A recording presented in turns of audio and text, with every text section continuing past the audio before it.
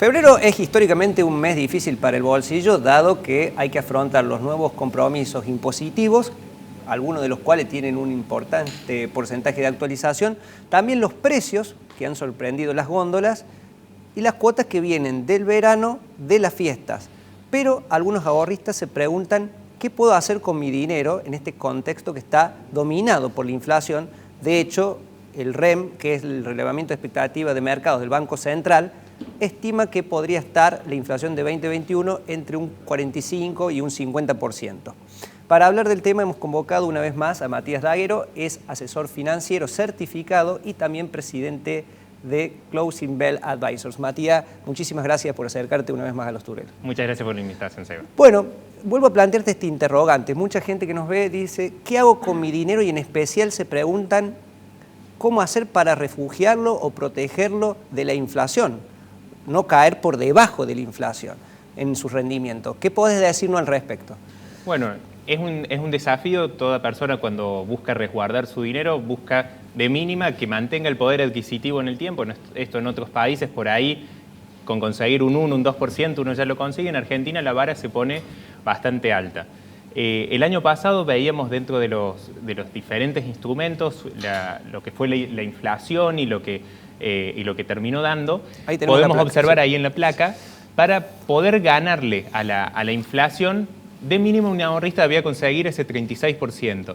Cuando miramos las distintas herramientas, vemos un factor común en los tres primeros, los de mayor rendimiento: el oro, el S&P 500 en pesos, que es un índice de acciones de los Estados Unidos, que quizás suene lejos, pero ya lo vamos a conversar. Hoy un ahorrista argentino puede comprar acciones de afuera desde la Argentina y en pesos. Bien. Y el famoso y más utilizado por la mayoría de los ahorristas, dólar. Estas tres herramientas fueron las de mejor rendimiento, que uno puede sacar un factor común, que es las tres son del exterior. No fueron vinculadas a lo que fue un difícil año para la economía argentina. Claro, es decir, no pertenecen a la economía nacional. Tenemos el dólar, la divisa norteamericana, el S&P 500, que como decías vos, un índice que reúne varios y promedia varios indicadores de las acciones en el exterior, especialmente en Estados Unidos, las 500 empresas, y el oro, también un metal que comercializa a nivel mundial. Exactamente, y cuando vemos qué pasó con las inversiones más tradicionales argentinas, como los inmuebles, el plazo fijo, vemos en el caso de los inmuebles que sirvieron el año pasado para cubrirse de la inflación, no así para ganarle al dólar. O sea, el año pasado hemos visto caídas en dólares de los inmuebles. Los bonos argentinos tuvimos un año muy complejo, con reestructuraciones, default y muchas cosas que terminaron haciendo que no alcancen a tener un rendimiento por encima del dólar, pero sí sirvieron a pesar de todo esto para cubrirse de la inflación. Y de colistas tuvimos al plazo fijo, que lamentablemente es una de las herramientas más usadas por la gente, y en lo que llevamos del siglo XXI, solo en el año 2001 se le ganó la inflación invirtiendo en plazo fijo. O sea, mucha gente va a ese instrumento porque le da seguridad, porque sabes cuánto vas a cobrar, pero terminas perdiendo contra la inflación.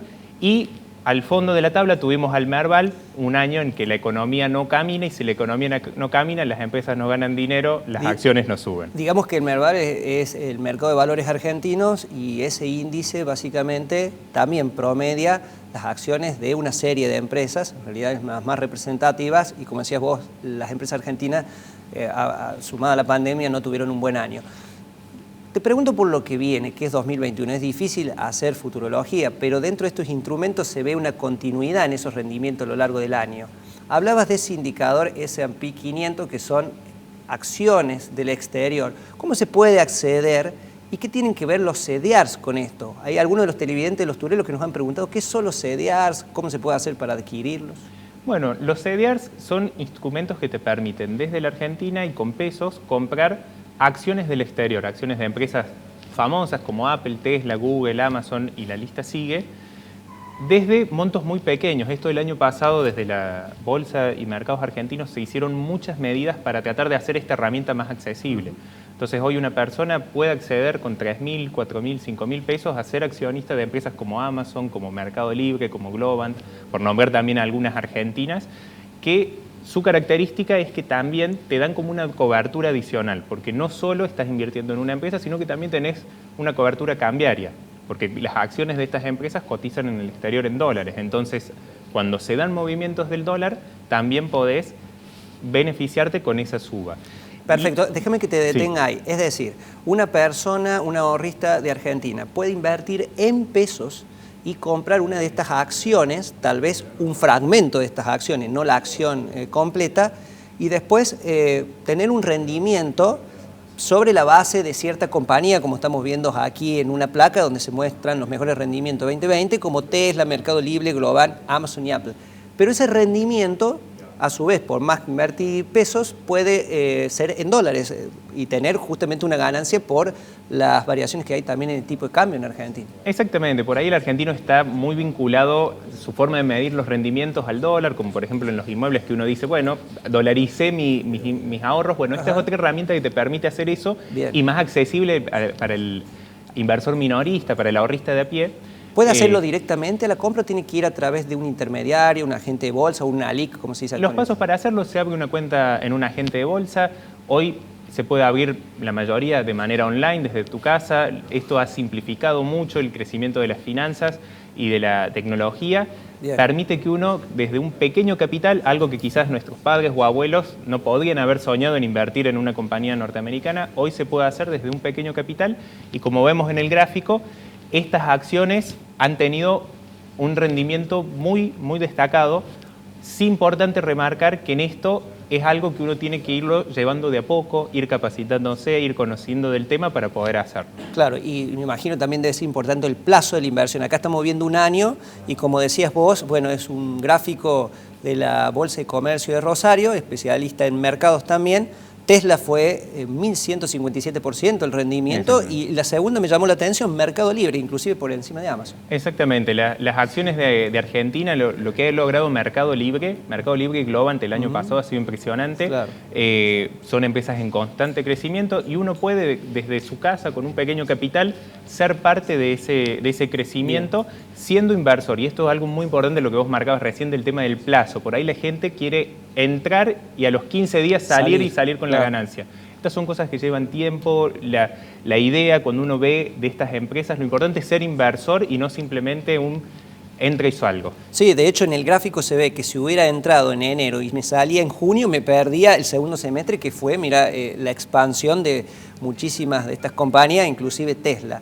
Bueno, ahora te llevo a lo que han sido dos noticias recientes en el ámbito de Wall Street. Te voy a pedir lo más escueto posible y también simple para nuestros televidentes que no manejan estos temas técnicos de las finanzas.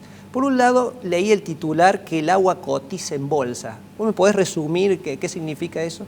Sí, en Chicago se han habilitado el tema de los futuros de agua para poder participar en esto de gestionar los permisos de riesgo, en California principalmente, que ha habido sequía. E incendios también. E incendios, exactamente. Pero si uno lo trae a la economía cotidiana, esto es como cuando en tu casa vos tenés medidor de agua, no lo tenés. O sea, es algo que ya tiene un valor y cómo uno lo administra y lo maneja de una manera diferente. Es decir, que es un contrato a futuro de lo que puede ser el precio, establecer el precio futuro del agua, por ejemplo, para este segmento de productores, que es un insumo vital para su actividad. Exactamente, más que nada es para gestionar ese recurso escaso cuando hay inundaciones en materia de riego. Perfecto. Otro tema que también ha dado que hablar en los medios de todo el mundo, también en nuestro país se trató, el tema de GameStop, lo cual algunos calificaron como una revolución financiera, otros hablan de la uberización de las finanzas. ¿Qué pasó? Y te pregunto si esto puede marcar un antes y después en este tipo de mercados.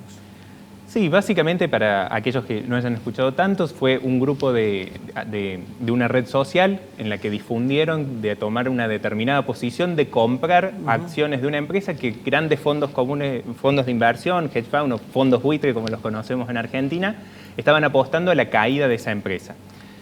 Pero la historia, más allá de la épica, de esto de que esto significó, para los inversores que ingresaron y salieron, les generó una pérdida muy grande los que no pudieron salir a tiempo. Esto es como cuando éramos chicos y jugábamos el juego de la silla, mientras la música suena, todos bailamos, pero cuando se apaga...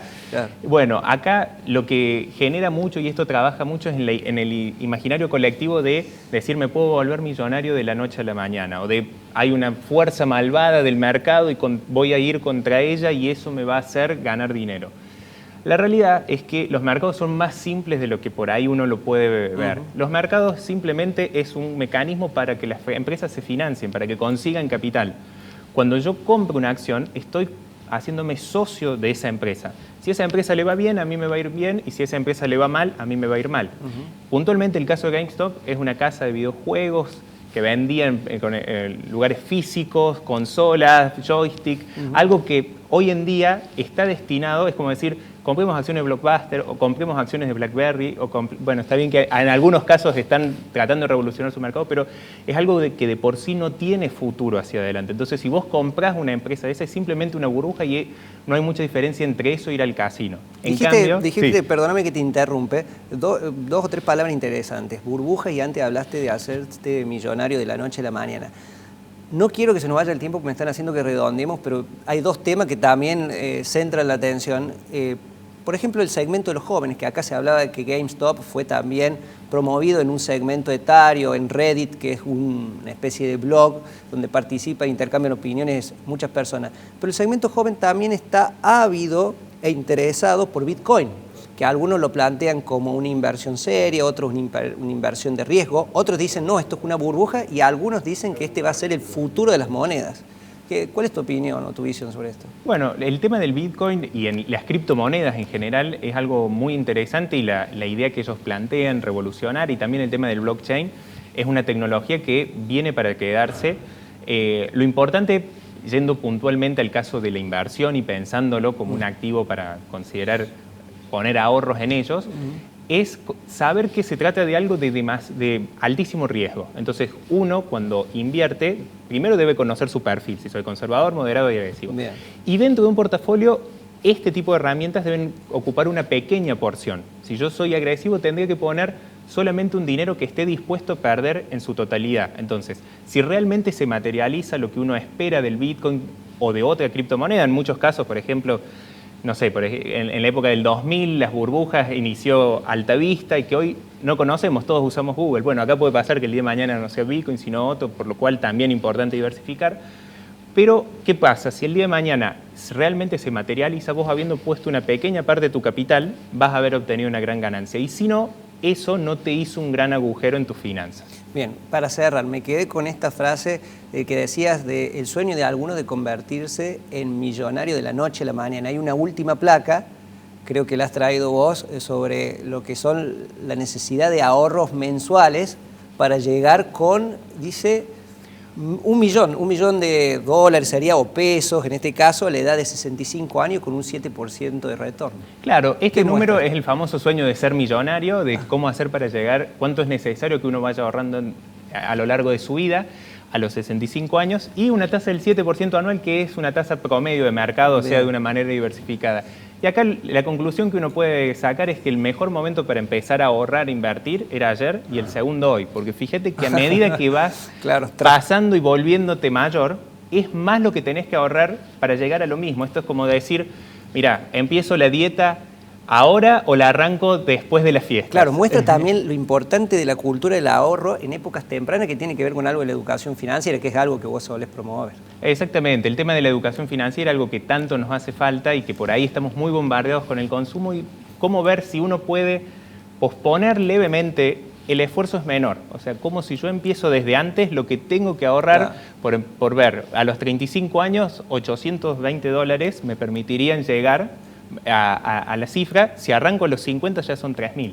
Claro. Y si arranco a los 25, cuando recién me estoy recibiendo, graduando, $380. O sea, esa es la diferencia que marca. Cómo uno puede llegar al mismo lugar por distintos caminos. Y el desafío en Argentina es que esos ahorros, digamos, por la inflación se van licuando. Así que es un doble desafío entre la cultura, la educación y también hacer cierta ingeniería, digamos, para no perder ese capital. Bueno, muchísimas gracias, Matías Daguero. Muy claro, como siempre.